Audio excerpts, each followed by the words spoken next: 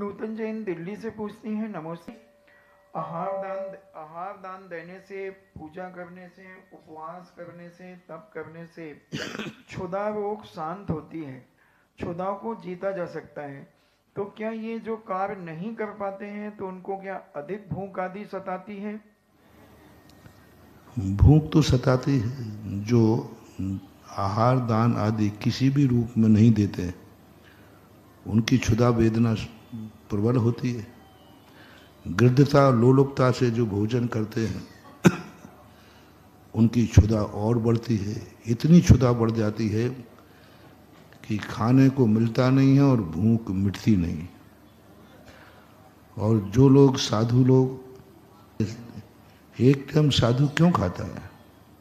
क्या शाम को भूख नहीं लगती? या शाम को आप लोग खिलाते नहीं हो? अब दो ही कारण होंगे और क्या है। या तो आप लोग खिलाते नहीं होगे, महाराज जी हमारे पास एक ही टाइम खिलाऊंगा तो ऐसी बात तो है नहीं। और ये भी बात नहीं है कि शाम को खाने की क्षमता साधु में नहीं।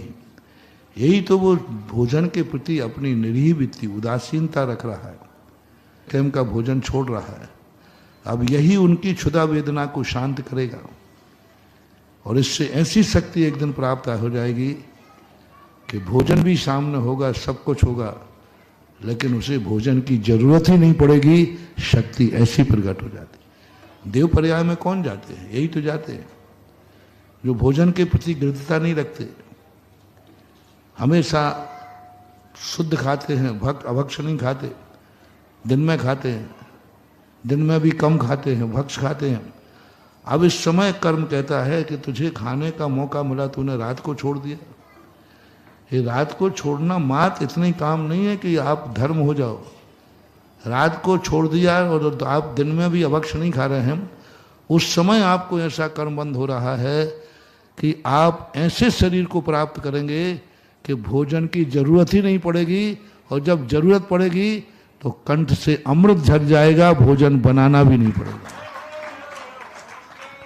देवता कौन है जिनके अमृत झरता है और कई महीनों सालों में भोजन करते हैं?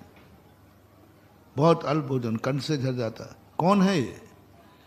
जिन्होंने पूर्व मनुष्य पर्याय में रह करके हमेशा उपवास सहन किए हैं, अभक्ष का त्याग किया, रात में नहीं खाया, मर्यादित भोजन किया, शुद्ध भोजन किया, और उसमें भी अंतराय यदि गलत आ गया तो, और अंतराय नहीं हुआ तो उपवास कर लिए।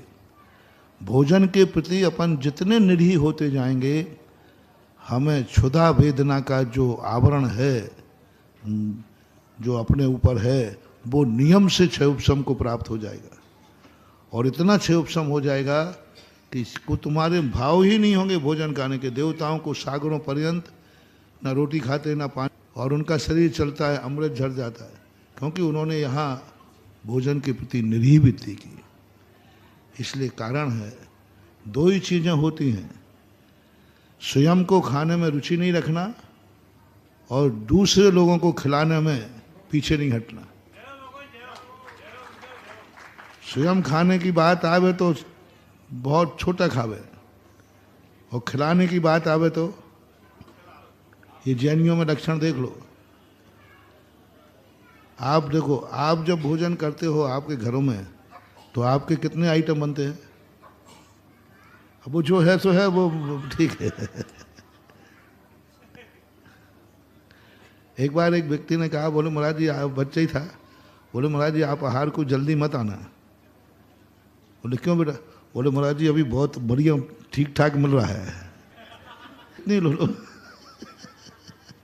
अभी बहुत सारे आइटम संबंध में इतने आइटम बनाता है कि महाराज पढ़ रहे हैं, वहाँ अभी चूल्हे पे कुछ ना कुछ चल रहा है।